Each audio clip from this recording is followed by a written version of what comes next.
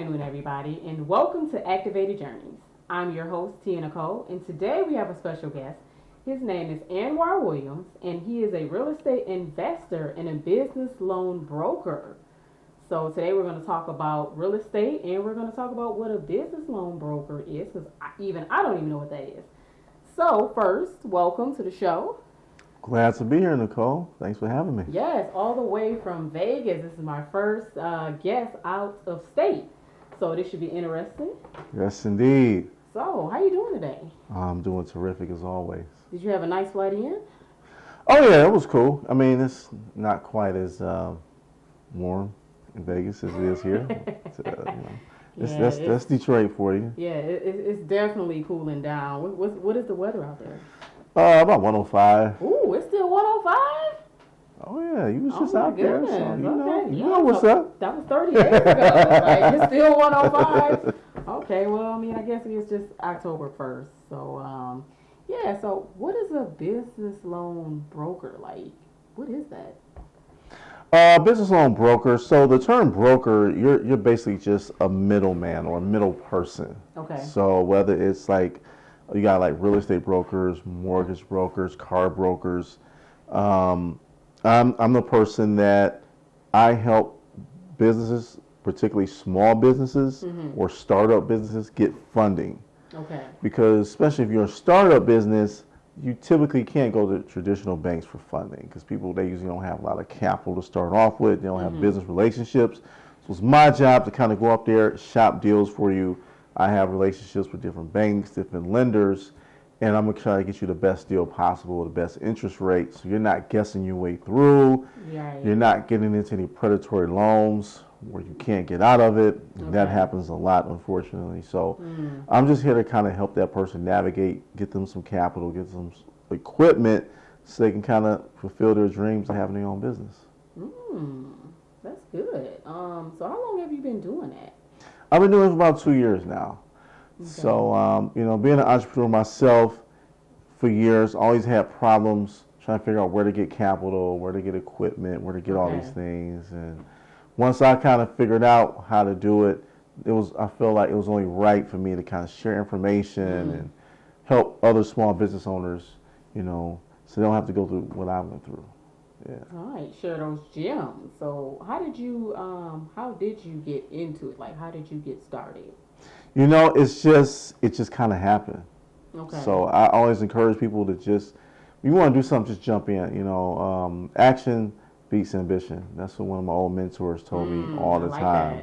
That. You can have all the want and planning and ideas, but give me a person that's just willing to take action. I'll always take that person over the more smarter, more got these big ideas person. Give me a person that's ready to go, ready to do something. Ready to execute that. Yeah, and it's like even if you're just running on fire, you have no idea what you're doing. It's better than doing nothing, just pontificating and planning. I agree. So I just kind of stumbled upon this Facebook group, a guy named Jansen Fugate. Shout out to Jansen out of Utah.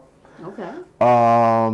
And I mean, he just kind of took me in and just introduced me to this whole world of business loan brokers. They're all over the nation, men, women, different races, different ages. I mean, it's guys who've been doing it for 30, 40 years, new people.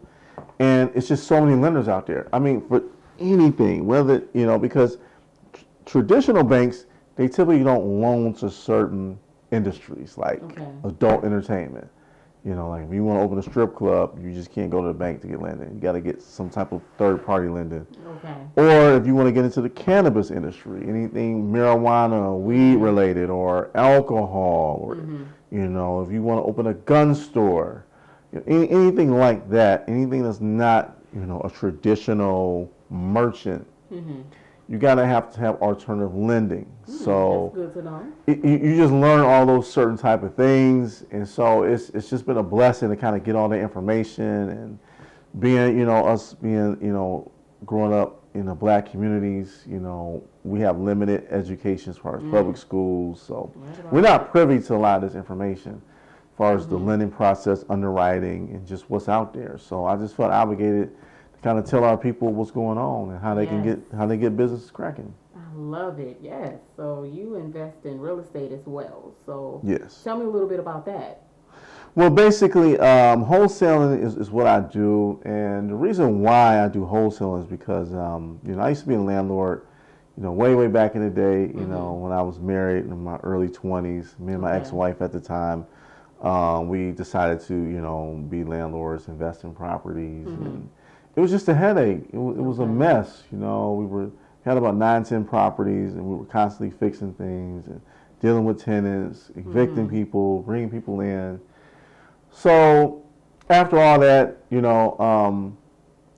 the success and some failures, I decided, like, you know what, I want to be in real estate, but just not like that.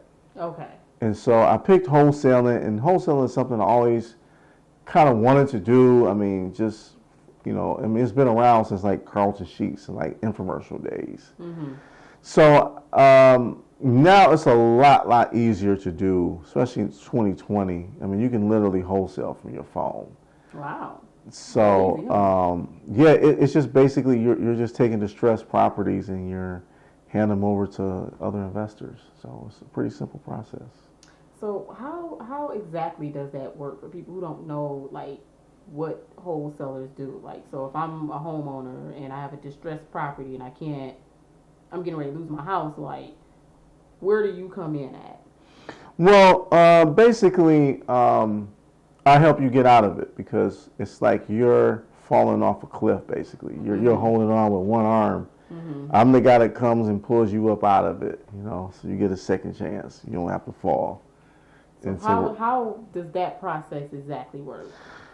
Well, a lot of it depends on the value of the house. So let me give you an example of, like, let's say you got an iPhone, right? So typically, let's say you got the iPhone 9 or the 8. Okay, so you probably spent $1,000 when you first got it. Yeah.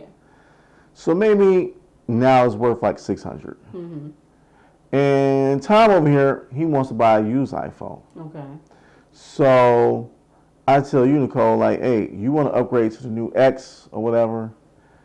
I can sell you that phone for $500, and you can take that $500 and go towards your new phone. Okay. I go to Tom and say, hey, I got the iPhone 8. Since it's worth $600, I can sell it to him for $600. So that means he gives me $600. I give him the phone. I give you $500, and then I keep $100. So me keeping $100, that's like my fee for actually making the whole thing happen. Wow, I see. Okay. So you guys never meet each other. You don't have to really go through no rigmarole. I just coordinate the whole thing. Bada boom, bada bing, it's over. Wow. Okay. Do a lot of people know that exists? I think people know. I just think, because it's the situations that they're in, maybe they're going through a divorce, or maybe about to lose their house, or taxes. They tend not to be very trusting of people, because people are very vulnerable in a financial crisis, so they're very on alert. Okay. So that's where your skill set as being a people person has to come in when you talk to these people. I don't just call them, hey, I can get you a deal on this house. I just need you to leave in like 2 weeks, and all your problems is over. And you can walk away with some money. What's up? What you want to do? You can't come out like that. So you kind of have to be a little bit more understanding. You got to be a great listener. You got to establish a rapport. You got to have patience. So you say, hi, my name is Anwar Williams. I'm a local investor. The reason why I'm calling is because I understand that you're maybe in the process of losing your home. I've been through that situation before. I know it sucks. It's not a great situation. Let's talk. Perhaps I can help you, and maybe even walk away with some cash. And we kind of come off like that. It's the truth. I mean, it is a business, so there is some benefit for me and for the other investors. You're not coming off like that. Right. It's not like, hey, man, you got a nice house. You about to lose it. Let's make a deal. So he'll get cussed out. Yeah, people take their houses, personal. Yeah, of course. Anybody. So, I mean, you got a lot of memories. You about to lose it. So people get very sentimental. They get very emotional about it. So you have to take that out of the equation, and we kind of have to get into more reality. The reality is, in the next 30, 60 days, you're going to be out of here. You're going to take a knock on your credit. Why don't we do the best case scenario where I can get you out of this situation? Maybe you got some money, maybe 10. I mean, some people walk away with 10, 15, $20,000. Oh, okay. And that's something to kind of like, get off your feet. Yeah. And instead of just losing it and getting nothing. Nothing. And then it's on your credit. Exactly. So if a person goes through this whole process with wholesaling and it's successful and they're able to get out of it, leave with however X amount of dollars, what about their credit? Does it go on their credit? No, because the debt has been serviced.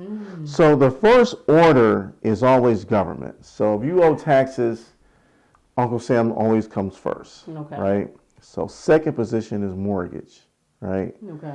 So long as you have enough value in your home to cover the taxes, as well as whatever the outstanding balance is in the mortgage, and any other liens that may be on the house, like, take Wayne County, for instance, you have an outstanding water bill, now they add that on. Okay, so that has to be taken care of. Okay. So long as you have enough value in your house to cover all those things and it still makes sense for the investor and you still got some money left over, then you're in good shape. I like the sound of that. That's some really good gems, you guys. Yes, indeed. So I've never been a homeowner. I plan to be a homeowner one day soon. So once I'm ready, what do I need to look for in a home? Like, well, I would say it depends on kind of where you at, because home is like a lifestyle. So whatever home you get, it should fit your lifestyle. So if you have kids, you probably want to move into a neighborhood that's more child friendly, that has in a good school district. Not good, I hate to say good school district. A school district that you're comfortable with. You gotta look at the demographics. Like, do you want to move to West Dearborn? Or do you want to move to Redford? So you kind of have to know based on your religion, based on your lifestyle, demographics. Okay. What that dictates the area you want to go into. Okay. Yeah. So once I find out the area, as far as the house, like, how do I know I'm getting a good deal? Like, I like this house here. It costs X amount of dollars. How do I know I'm getting a good deal on a home? A good deal is a house that you can afford. That's what I tell people. That. So I would love to live in Bel Air or Beverly Hills or Calabasas, but I can't afford that. Okay. So it doesn't matter. Okay. So it's like you have to, first, especially your first house, you want to find a house that you can actually afford. Okay. So if you're renting for a certain amount, you really don't want to go spend anything more than what you're already renting for. Okay. So I would say 35%. So you don't want to go over 35% of your gross monthly income. So if you make $5,000 a month, you just you multiply that by 35%, and that's your number. Okay. So that's your principal, your taxes, your insurance, all that goes with the house. You want it to be under 35% of what you make a month. And that's a good, affordable investment. So it's not overwhelming, especially for your first property. Okay. Some good gems, some more good dreams you dropping. Yep. I'm trying to think what other questions I have. What is the process of like purchasing a home? So like me, I'm new to this. So what is the actual process when it comes to purchasing a home? I found the home. I feel like it's affordable. Now what? Well, that's really up to the buyer. It's up to you. I mean, if you don't do your due diligence, if you don't do your research, if you're not prepared, it can be a long, ridiculous process. You're going to waste a lot of money, waste a lot of time. So I suggest to people, take the time out, take 90 days out, take all the distractions out. You need to kind of like not have a lot of good things going on when you get in your house. So you can't be trying to get another car, and you need to get all your affairs in order. Get your taxes, because they want to see the last 2, probably 3 years of your tax records. Like, get Uncle Sam straight. Okay. You gotta have a banking account, So they're trying to make sure you don't owe any back taxes. Is that what they're looking at, or? Well, not necessarily. I mean, but you just want to be in good standing. Even if you owe taxes, that's fine. You just have to have some type of payment arrangements. Okay. But they do want to see how much money you've made the past couple of years. Okay. They also want to see your bank statement. So you need to have a checking account and even have a savings account. You want to have some savings. I suggest you want to at least show that you got at least $5,000 to $10,000 in your bank account. Okay, to show that you can pay and that you can afford this home. Yeah, you just got like $9 in your checking account, and you just got a whole bunch of overdrafts, and they're gonna be looking like, now why should we give you a house? So that it makes it easier because we're in a seller's market now. So you might, if it's a nice house, other people are gonna want that house. Okay, so you got some competition going on. Right. So if you just kind of got a basic mortgage and your credit is like, I mean, it's like, well, the seller might go with the more stable potential buyer. So you just want to get all your affairs in order, your checking savings account in order, get your taxes together, get your credit as well as you can get it. Find out what your budget is. Okay. I suggest you move in an area that you're very familiar with. Know the ordinances of that city. Know the codes. Some cities are a little more stricter as far as building permits, as far as what you can do, what you can't do. Okay. And that just makes a world of a difference, knowing the city you're moving into. Okay. I just wouldn't move to, if you lived on the east side all your life, don't just move out to Wixom somewhere. And you don't know the area. You don't know what the demographic of the schools are. Do some research. Yeah, do some research. Once you got children, you got to check the sex offenders list. It could be a pedophile living right next door to you. Wow. I mean, that's real. Yeah. That's real. I mean, people don't look like you don't look at those things. Maybe it's like 14 dogs that live on that block. So you just hear barking all day long. Yeah. Every time you walk down the street, some little silly dog barking at you all day. It might be a more dog-friendly area. It's just so many factors. You just got to know what you want. You got to know what you want, and you got to know what's important to you. So in this industry, what is like the most challenging thing that you come about? Well, being a business loan broker and even wholesaling properties, it's just a people business. At the end of the day, you're dealing with a different type of person. Okay. Some people are more agreeable. Some people are a little smarter than others, or more savvy about how real estate works or how business works or business loan works. So those people are a lot easier to deal with. Okay. Especially like being a business loan broker, if somebody's been in business 20, 25 years, they understand the importance of having capital. Okay. They know they need money. They know they need money for rainy days. Yeah. People that are a little more stubborn, a little more rigid, a little more fearful, they're a little more harder to deal with, and they got to learn the hard way. Just like, we just went through this epidemic. People who weren't always seeking money and having capital reserve, your business is shut down 60, 90, 120 days.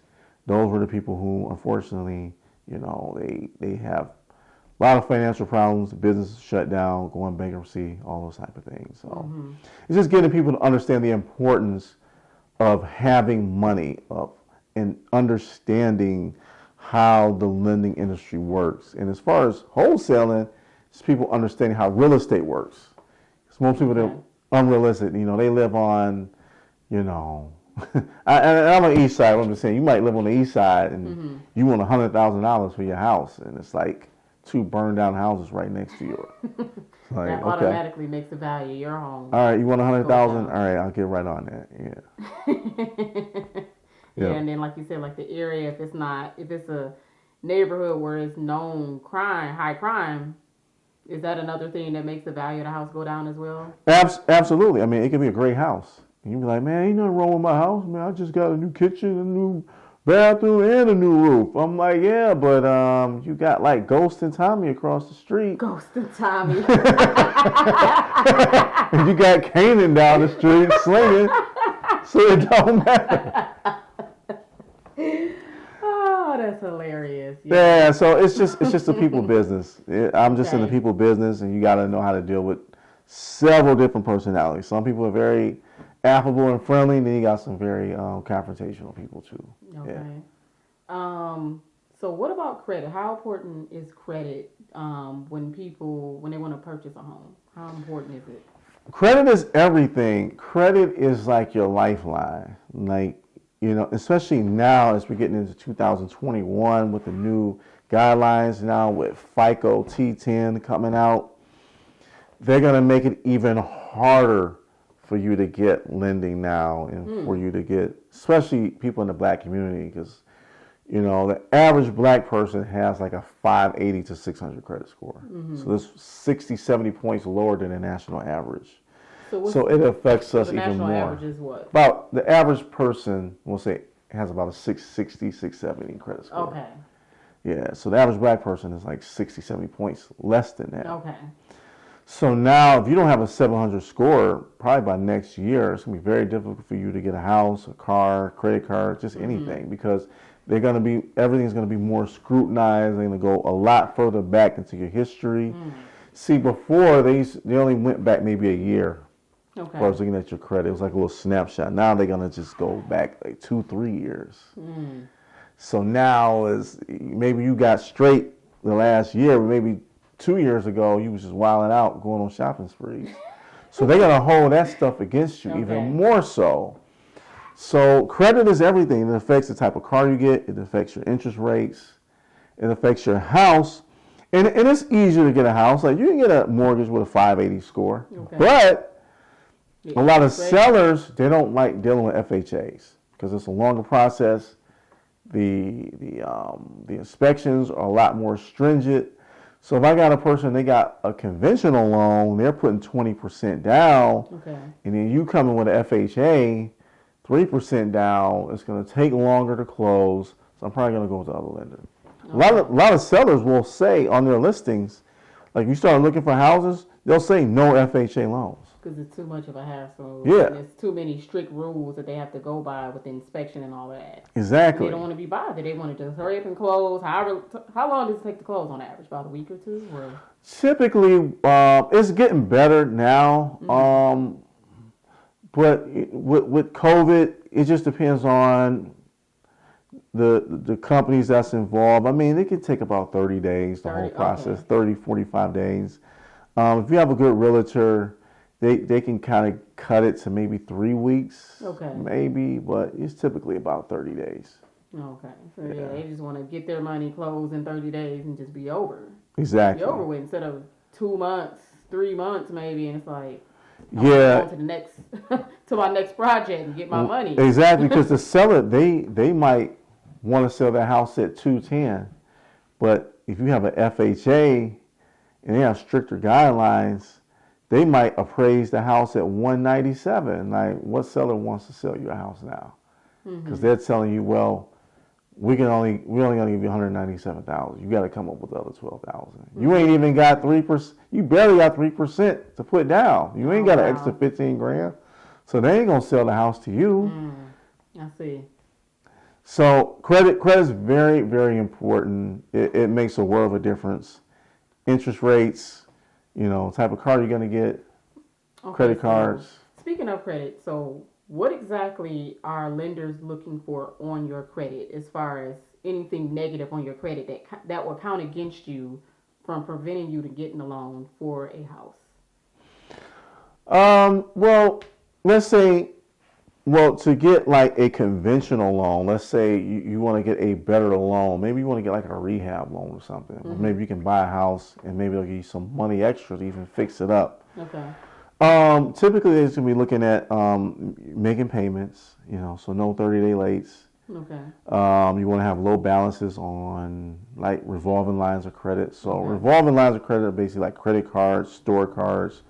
So let's say I got a card with like Gardner White. They gave me like $4,000. If I got a $3,600 balance, then that doesn't look good to a lender because it's like I'm not really spending responsibly. I'm just gouging my limit. Okay. You know, you want to have a low limit. So if I got a $5,000 Visa card, I typically want to have a $200-300 balance. You know, so just because you have the money don't mean you use all of it. So you want to have low utilization, no 30-day lates. You don't want to have a lot of inquiries. And the good thing about a mortgage is you do one hard pull for your mortgage. So typically that inquiry lasts for about 30 days. So typically you got 30 days to kind of shop different type of mortgages before you get dinged. Yeah. Okay. Yeah. So you definitely want to get so that's more important. Having a good mortgage broker is more important than your actual real estate broker. Because it's about the money. Okay. So once the real estate agent is long gone, you still got to deal with that mortgage. Right. So the mortgage is the most important thing. Getting into a mortgage where you got flexibility, you kind of know the terms and conditions of it. Because a lot of times with different mortgagers, they just pushing out certain types of loan programs. Like the person they work for, they're trying to promote this type of mortgage. So no matter who they come across, that's the one they don't really have you want to kind of get a mortgage that's familiar with a lot of different types of mortgages. Okay. And they're not just kind of just shoving one down your throat. Okay. And they're trying to make you feel like this is the best one for you, and it might not be. Okay. Yeah. So as far as credit, do you help with people that need help with fixing their credit, or do you know people that? Absolutely. I've helped several people. I mean, I helped two of your aunties. I helped your Aunt Sandy. I think when I first started working with Sandra, she was like at 605, 610. Now she's like 760, 770. Yeah. You know, it's not about me like charging people or anything like that. But if it is bad enough to where you may have to get help, I can get you the help. I mean, a good friend of mine, Will Roundtree, is probably one of the best in the nation with credit repair. But if you just got like basic issues, I can help you. But it's really up to the person. Like, if you really want your credit fixed, I can get it fixed for you. Okay. You know, it's not like a car. People think like, oh, I got a messed up credit. Here's my credit, fix it. It doesn't work that way. Like, you have to get involved. Okay. You got to be like, man, I'm tired of not being able to have a nice credit card. I'm tired of like not being able to get into the apartment I want to live in, or the mortgage, or I can't get the car I want, or I can't do nothing because my credit's jacked up. Okay. You know, so if you really want it bad enough, if you're just like tired of just like getting denied, and you just want to live a better quality of life, I can help you. Okay. I can help you get to 800. So how do people get in contact with you? If they want to get their credit repaired, they're looking to buy a home, or if they know they're getting ready to lose their home, they're looking for a middleman, somebody to, help them to get rid of their home and maybe leave out with some money. How do people get in contact with you? You can reach out, like if you on Instagram. My Instagram is Mr. 313 Real Estate. Just inbox me, ask a question. I mean, we'll go from there. I'm on Facebook as well, Anwar Williams. Same for LinkedIn. It's just my name. And then also for business, like if you want business funding, like if you're a business, you want funding, you can go to my other Instagram, Hyperion Capital. So you can email me at contact us at hyperioncapital.net, or you can go to the website, hyperioncapital.net. Fill out a general application. We kind of see where you at. Or the easiest way for just any question really is just send me a direct message, and I'll get back with you. Okay, So there you have it. I want to appreciate you for coming out and being on the show tonight and sharing all these wonderful gems. That's all we have time for today. Stay tuned to see what's coming up next week on Activated Journeys. We are at, I believe, episode 8. So I'll see you guys later. I'm Tia Nicole.